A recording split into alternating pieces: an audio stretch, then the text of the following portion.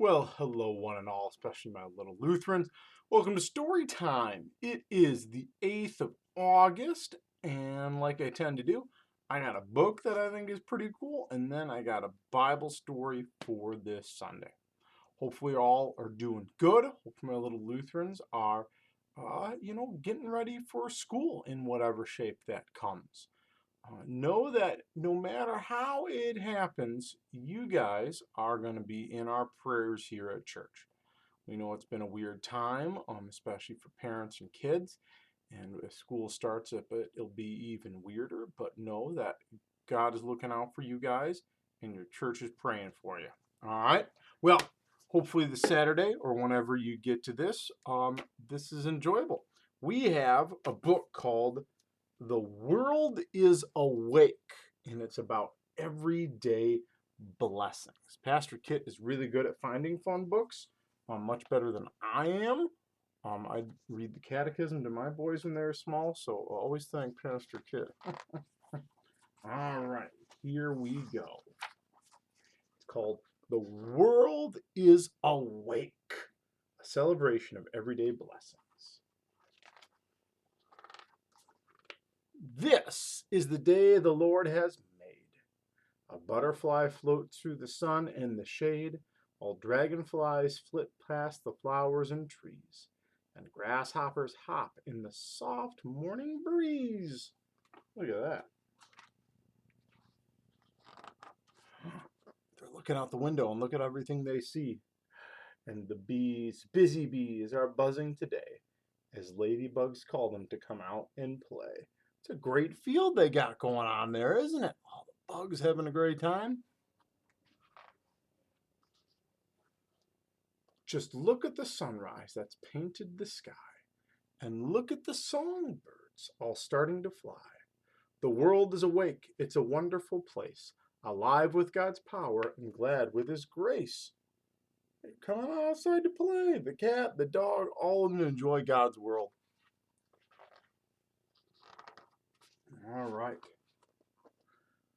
Out in the yard, just waiting today, are all kind of things that want us to play. The gifts of the Lord are found everywhere, and all that I see is just like a prayer. So much of creation is happy and good. Even the rocks would sing if they could. That would be wild if the rocks sing.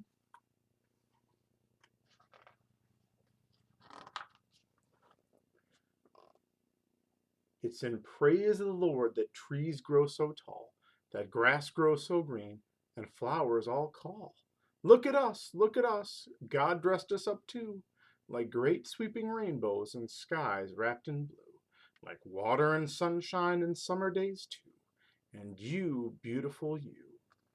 Wow, look at our beautiful field there. And the rainbow, it's a great picture.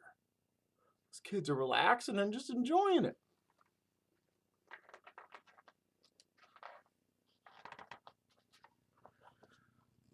And later today, what shall we do? I know, let's go to the zoo.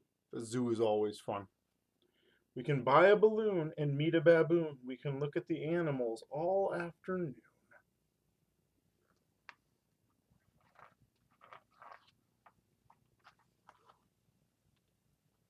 See that bear over there? He's just trying to snooze, despite all the noise from the young kangaroos. The slippery otters are swimming along. The playful coyotes are howling a song. Otters are always fun.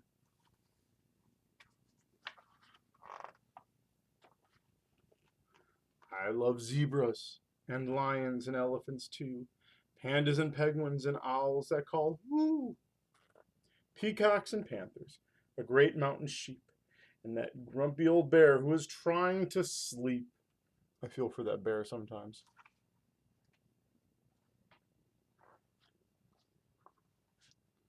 Down at the zoo, they're all on parade, the wonderful creatures the good Lord has made.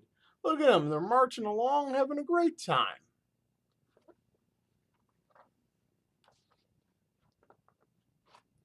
My belly sounds like that bear when it growls. It's time for supper. My tummy now howls. Ooh, so let's stop at the market for something to eat. God always provides us with wonderful treats.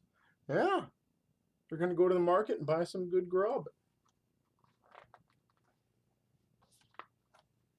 At supper time, I take my chair and bow my head and say a prayer to thank the Lord for all this food, for carrots cooked and apples stewed, for milk and juice and bread and cheese, for even Brussels sprouts and peas. It tastes so good, I eat and then I thank the Lord for food again. And with my belly full, I start to yawn. The light outside is almost gone. Oh, they're looking tired, heading upstairs. Up in the tree, high in the leaves, I hear God's love and the sound of the breeze. The wind is whispering stories tonight, and far above the moon shines bright. So I say my prayers and climb into bed, then snuggle up close when my books are read. The comforting night feels calm and deep, calling me down to a dreamy sleep, calling me down to a dreamy sleep, calling me down to dream and sleep. The end. What a good book! It's good to remind us that all the things around us are blessings from God. And again, all the things. The zoo, the animals there, our food that we eat, all are wonderful gifts from God. And it's good to remember that's where they come from. Now, God is good, and God also helps us through hard times. And so I got a good story. This is the story for this Sunday that we're going to hear. And it's all about Jesus and some water. So let's get into it. It's called Walking on Water. The disciples were just waking up on their boat. They hadn't been out on the water all night. Yawn, stretch. It was so early the sun wasn't even up yet. Andrew rubbed his eyes and looked into the fog. "Hey," he whispered, "do you see what I see?" "Oh, it's a ghost," James cried out in fear. The disciples were shaking in their sandals. They were terrified. Through the fog, they could see the outline of a person walking on the water. What? It was Jesus. Nice. "Don't be afraid, it's just me," Jesus said. He waved a friendly hello. "If it's really you, Jesus, tell me to walk on the water," Peter said bravely. "Okay," Jesus shrugged. "Come on out, Peter. The water is fine." Gulp. Peter swallowed hard. He placed one foot onto the water. Peter's pretty brave, eh? Plop. It didn't go under. He tried the other foot. Plop. He was standing. He kept his eyes glued on Jesus as he took a couple careful steps. He walked faster and faster. Splish, splash. Only his feet were getting wet. Jesus smiled at him. Peter felt the wind blowing on his face. He took his eyes off of Jesus and looked up at the dark clouds. He felt afraid. Uh-oh. His ankles were wet. Oh, no. His knees were wet. Uh-oh. Peter was sinking. "Help me, Jesus. Help me," he yelled. Jesus reached out his hand and pulled Peter out of the sea. "Why did you stop looking at me?" Jesus asked, holding tightly to his friend. "Don't you trust me?" The wind stopped. They climbed to the boat full of cheering disciples. "Hooray! This proves it," they said. "You really are the Son of God." From that day on, the disciples were excited to tell everyone they met about the power of Jesus. What a great story!